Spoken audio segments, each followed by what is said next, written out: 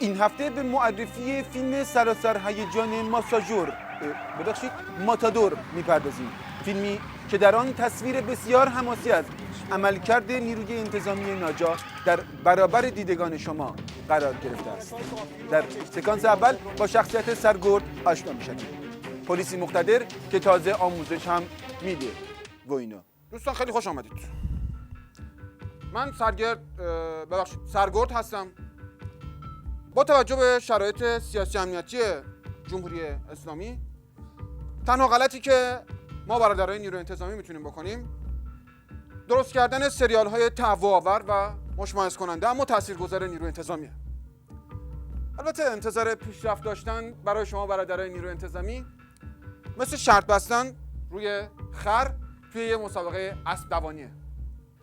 اما با این حال من برای شما یه تجربه دارم و اون اینه که به عنوان یک افسر ناجا از نوع ولایت مدار هرگز یک اشتباه رو 2 بار تکرار نکنید. چی گفتم؟ گفتم یک اشتباه رو 2 بار تکرار نکنید. قشنگ 6-7 بار تکرار کنید تا کاملا مطمئن بشید.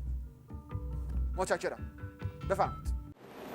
در سکانس بعد با بخشی از مهارت‌های سرگرد در جریان عملیات خنثی‌سازی بمب در یک قطار آشنا می‌شویم.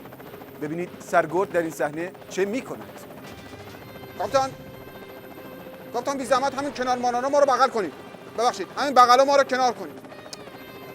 بابا امکانات این هلیکوپتر خیلی محدوده. بزن کنار، من با این وضعیت واقعا نمیتونم به این ماموریت ادامه بدم. خواهش. سرگرد چی کار میخوای بکنی؟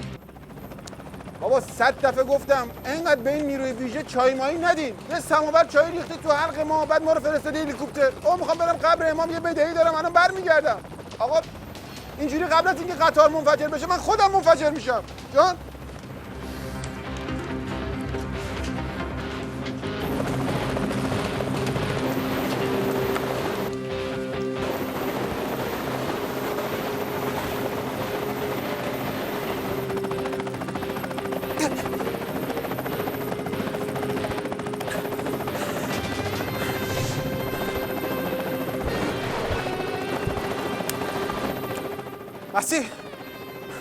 مسی من الان کنار بمبم.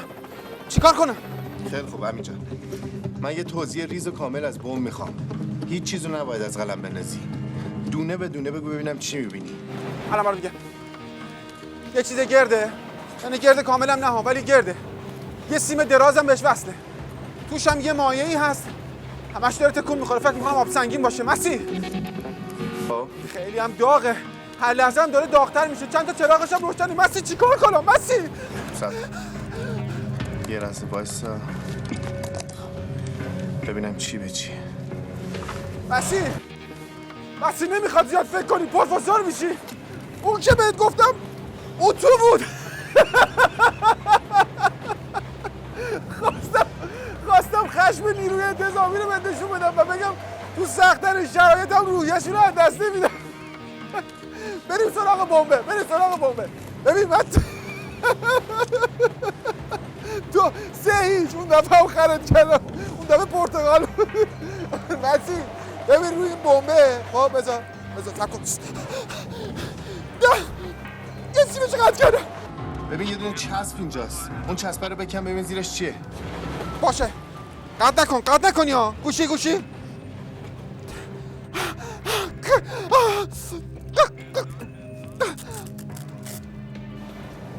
ماست بخوریم مسی، ظرفیت شوخی نداری؟ چاشتی زیرش بود تا چند ثانیه دیگه هم میرن رو هوا دیگه. فهمی شعورم اگه خوب بود سهمی بندی میکردم. حداقل ماهی 60 لیتر شعور به تزریق میشد. الان دیگه ما الو. به این ترتیب عملیات منفجر کردن بمب با موفقیت به پایان میرسد و فرماندهان ناجا با خوشحالی همدیگر را در آغوش میکشند. همزمان با این فعالیت‌های نیروی انتظامی دشمنان نظام هم بیکار ننشستند و در بلاد کفر مشغول عضوگیری یک قاتل فراری هستند. برخلاف نیروی انتظامی که از یک مشت گاگول تشکیل شده، دشمنان نظام خیلی خوش‌تیپ تشریف دارند. نگاه کنید.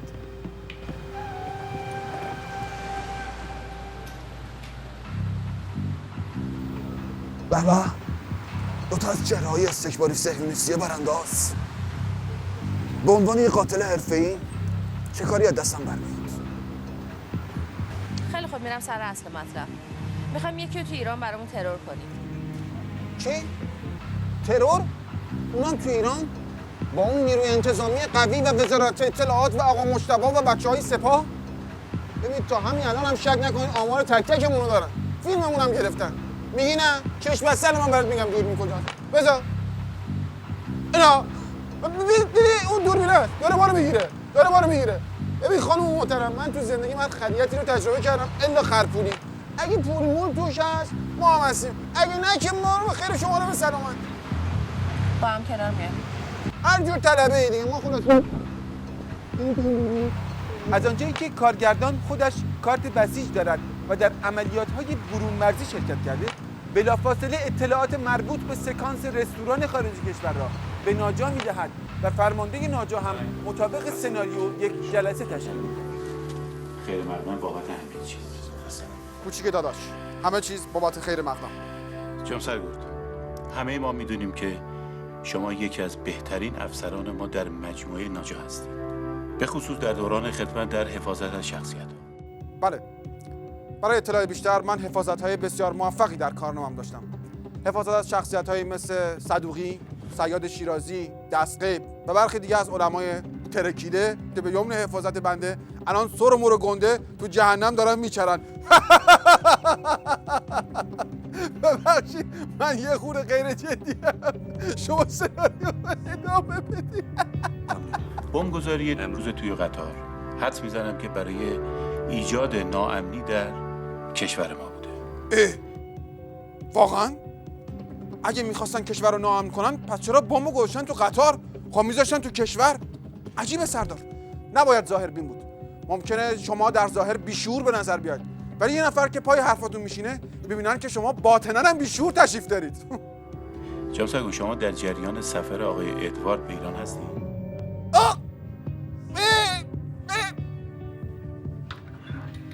ببخشید نمیدونم کی تو این مجموعه ناجا با من شوخی داره. این ادوارد همونه که تو شالکه بازی میکنه دیگه نه؟ ببینید یک قاتل فراری حرفه‌ای. اسماعیل این چه شبیه منه؟ به عنوان یک تیرانداز حرفه‌ای سالها پیش از ایران متواری شده. ما این احتمال رو میدیم که الان این آقا در ایران باشه و قصد ترور آقای ادوارد نایجر رو داشته باشه که نماینده اتحادیه اروپا است. من که نفهمیدم این سفر ادوارد نفر تیم شالکه با بمبگذاری تو قطار و این پونزی که الان زیر من بود و شقیقه مقام معظم چه ربطی به هم دیگه داره؟ البته ممکنه که این دوتا قضیه هیچ ارتباطی به هم دیگه نداشته باشه. ولی ما از اونجایی که باید همیشه در آمادگی کامل به سر ببریم به شما مأموریت میدم که یک تیم ویژه عملیاتی 4-5 نفره رو برای خودت جور بکنی از زبده‌های ناجا. ای گل گفتی سردار. گل گفتی سردار. یه تیم 4-5 نفره من تشکیل میدم. یه تیم 4-5 نفره هم شما با همین اسماعیلینا الهه‌های زیبایی ناجا تشکیل بدید. ادوارد هم میذاریم داور، گل کوچیک میذاریم تیغی سر شام امشب. گور واقعا ما حساب کرده. آقا من رفتم. کجا میخوای بری؟ بابا گفتم دیگه بابا من از اول سریال میخوام برم مرقد امام هی مأموریت میخوره بهم من نمیدونم چیکار باید بکنم این داستان چیه یعنی بابا. موفق باشید. از طرف دیگر قاتل فراری که معلوم نیست چگونه همراه با خانم بچه‌ها از تهران سر درآورده با خیال راحت مشغول آخرین هماهنگی‌ها برای به خطر انداختن امنیت نظام است. سلام علیکم. کار خوب پیش میره؟ به تو چه مربوطه؟ همینجوری سرتو انداختی اومدی تو گاراژ خونه زندگی ما. بعضی موقع یه کسایی تو زندگی آدم وارد میشن که ننه باباشون هم تو خونه به زور راشون میدن. فکر میکنی چقدر کار طول بکشه؟ زمان خواستن از یه قاتل حرفه‌ای از 100 تا فوش انقدرش بدتره. میدونی چی از 100 تا فوش بدتره؟ آره؟ میدونی؟ نه، میدونی؟ 200 تا فوش.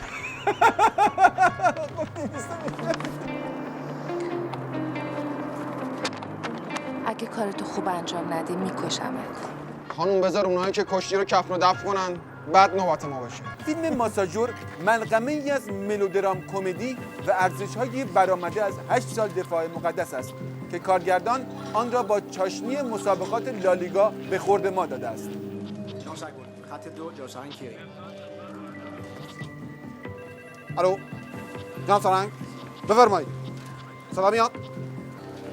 از مرکز با ما تماس گرفتن، گفتن یه فرد ناشناسی به پلیس 110 زنگ زده و خبر یه بمبگذاری برای امشب داده. امشب؟ بابا امشب که بایرن و منچستر بازی دارن که. جناب سرهنگ بیخیال شو، شاید مزاحم تلفنی چیزی بوده. گفته بمب توی تعمیرگاهی سمت آزادگان نصب شده. آدرسش هم داده اما نمیدونیم درست هست. توی گزارشش آدم ربایی هم ذکر شد. آدرس دقیق رو توی راه بهتون میرسونن. منو در جریان کار قرار بدید. چه بدبختی ها. رفتیم کلی با بچه‌ها هماهنگ کردیم یه شکم سیر بشینیم فوتبال نکنیم. عقل خورده به این داستان. باشه داد و بیداد نکن، حالا بریم ببینیم چه خاکی تو سرمون کنیم. اما اگه بمب گذاری نبود من برگردم جناب سرهنگ یک دهنی من از تو صاف کنم. حالا ببین. پس تا حالا من داشتم با کی صحبت میکردم؟ مواد که اینجایی که. صابر جمع کن بچه‌ها رو بریم.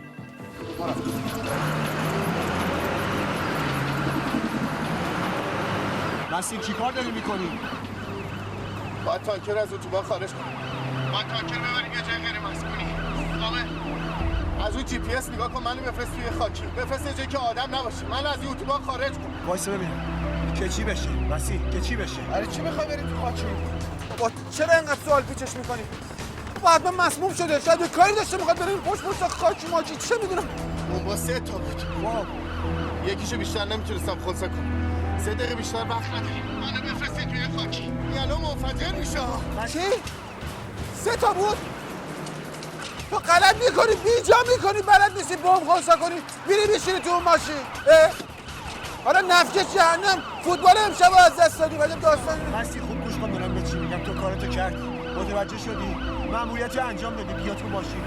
بابا چی بیاد تو ماشین؟ ما جا نیستش که خودمون به زور نشستیم. بگو تاکسی برداره بیاد. خب سامر از اون یه پیس رو بگم منو بفرست توی جای خاکی. بفرست یه جایی که آدم نباشه یعنی منفجر میشه. بابا همینجا منفجرش کن. خب اینجا که آدم نیستش که. نکنه فکر کنی اینا آدمن. بابا بدی آدرس الان میتر که دنیا رو گند میگیره. تو چرا گریه میکنی؟ چرا اصلا اول آواز داری گریه میکنی؟ حتما یه اتفاقی افتاده به من نمیخواد. نکنه منچستر گل خورده.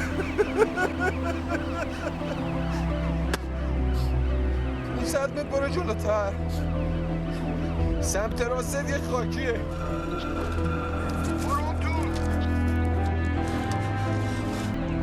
شما چی داری دنبال من میاد؟ همین دنبال من نیا. آکس ما خودمون افسر نیروی انتظامی خدای این کاریم. گرفتی؟ میخوای کامیونو با بارش تو دره کنی؟ چت رو انداختی ها؟ فکر این 3 تا لاشخور رو نکردی؟ عجب.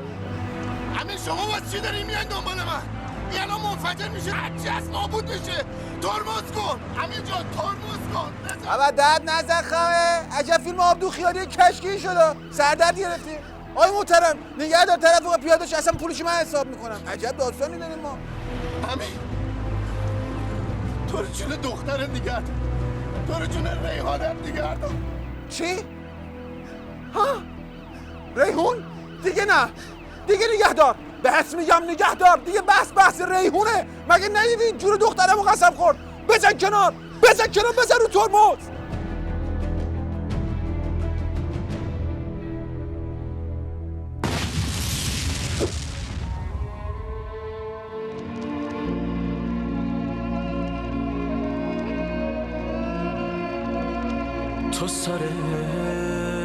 همین تو آب لگت کردی؟ تانکر بود یا 4 لیتری بود؟ صابر این گفت جون دخترت ریحانه، تو هم وایسادی. من حقیقت الان یه خورده فکر کردم، متمرکز که شدم و دیدم من دختر ندارم که. من 2 تا پسر دارم اسم قلی و غلام. از اون اولم پسر بودم دختر نبود. عجیبه. ولی خب اگه تموم آقا بریم لااقل به نیمه دوم بازی برسیم. منتقدین قدرت کارگردان را در به فضاحت کشیدن چهره نیروی انتظامی ستودند و از تهیه خوراک برای رسانه‌های ضد نظام کمال امتنان و تشکر را ابراز کردند.